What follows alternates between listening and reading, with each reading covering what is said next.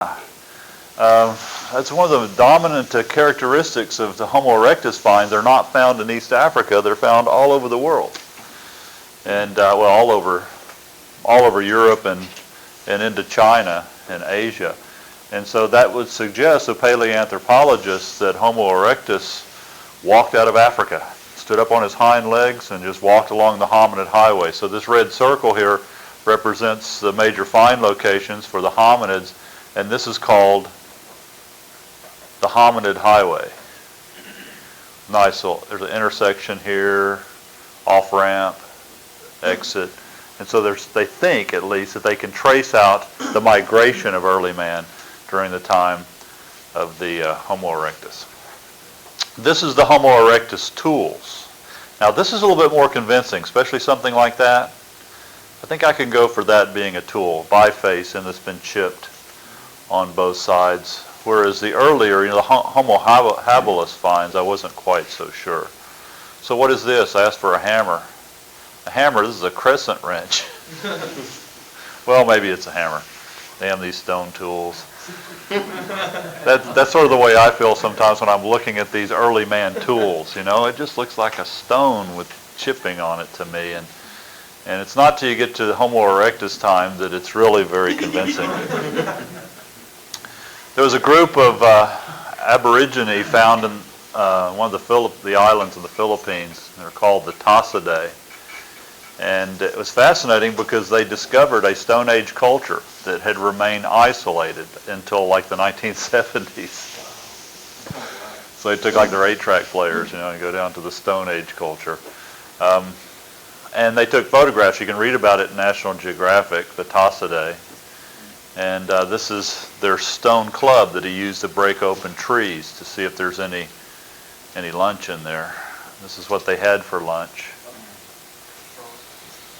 Big fat juicy grub worms, bananas, leaves, roots of different kind, frog legs. Thought about bringing some in for you guys and we could taste it. Eat like the Neanderthal. But that's right. I'll give you 10 points if you eat a grub worm and keep it down. No. Sorry, can't do that. Here's one of the Tasadays reclining on his porch. They lived in caves. There's a little brother here in the tree eating a banana, just taking it easy. I guess it's easy as a Stone Age culture. You don't have a whole lot to do. But they did have shaman. They had medicine men who learned the magic of making fire and things like that. And so much of what anthropologists tell us about the primitive world, primitive cultures, based upon looking at primitive societies today, fit the Tasadays. That they did have a religious leader, the shaman, and he could do these magic things like make fire. Here he is showing off for the camera crew, making fire. And they sit around the hearth inside the caves, much like you would envision the cave-dwelling hominids would live. There was some controversy over the Tasadays because they visited them for several years. They built a platform in the treetops for the helicopters. They would go in and study them. They tried to disrupt their world as little as possible.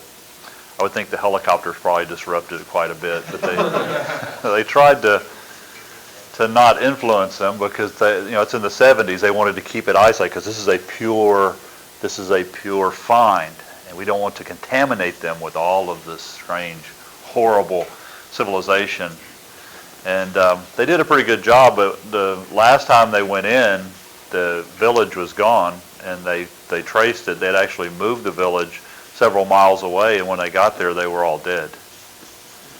And so one speculation is that there was some kind of disease that was carried in by the researchers that spread throughout. I think the troop was 60 people that died. So here's a culture that has existed for thousands and thousands of years, and now it's gone because of research.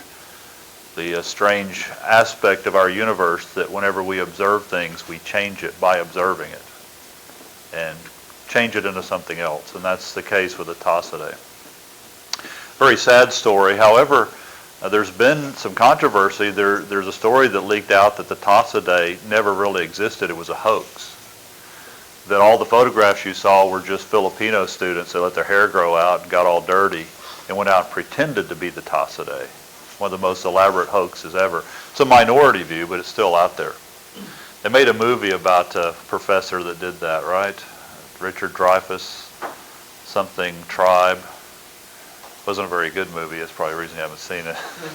But I remember when I was watching this movie, I was thinking that screenplay is based upon this possibility that Tasaday were a hoax, because he gets his children and people in the neighborhood to actually pretend to be a native tribe that he's studying in his anthropology class. Yeah. Did they have a language, the Tasaday people, and was it? They had a spoken language. No written language. They did have a spoken language, but it was very rudimentary, just for what they needed in the jungle. Were they able to draw connections to where they might have come from, or what language group they might be a part of? You know, I don't know. I'm sure that was the kind of thing that they were asking. You know, try to get an idea of the origin of the group. I remember reading the article in National Geographic. I don't remember reading anything about that. That's probably something they wouldn't have remembered. They would have had folk tales and mythic stories they told. They may be able to derive something from that. Most of the time when they study these isolated jungle cultures, though, because they haven't interacted with civilization, they haven't gone very far in a long time. You can imagine, right? You've got to have some kind of situation where there's very little migration, and jungles provide that. Whereas it would be very difficult if you live out in the savannah, you know, because you could look up and you see the plains and things like that, and you'd interact with culture. I heard a story about the pygmies. They found a pygmy culture one time, and they took some of the leaders and actually led them out of the jungle. And the people that lived there had never been out of the jungle. And when they finally made it to the edge of the jungle, they had to hike for like 2 weeks to get out. And they finally got to the edge of the jungle. And one of the really interesting aspects of the pygmies is that they were looking out across the savannah, you know, in the distance there were animals, giraffes and rhinoceri and whatever. And they started doing this in front of their face.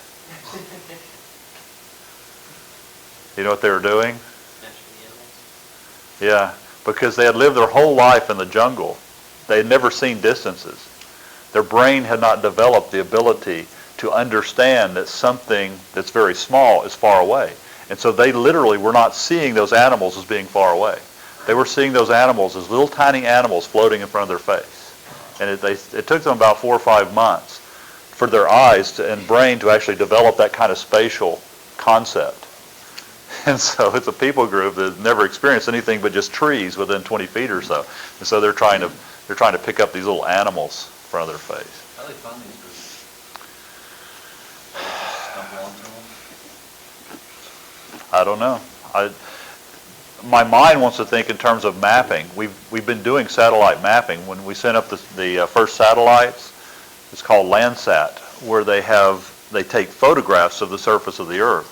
Well, as we develop more and more powerful cameras, we can take images that are closer and closer to the Earth. Matter of fact, throughout this class, I'll be showing you images from Google Earth. And Google Earth is like a whole worldwide network of different images that have been compiled to create like a three-dimensional world that you can move through. And so it's possible that it's that kind of mapping that they're doing.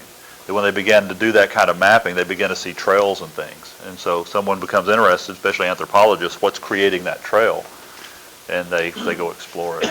But with helicopters and things like that, you know, you could rappel down into a place and then rappel out, I guess. That would be my best guess, but I'm not sure in terms of the Tasaday how it was found. But it was big news back in the 70s. I remember on the news they showed photographs of this platform that they had built for the helicopter to land up in the treetop.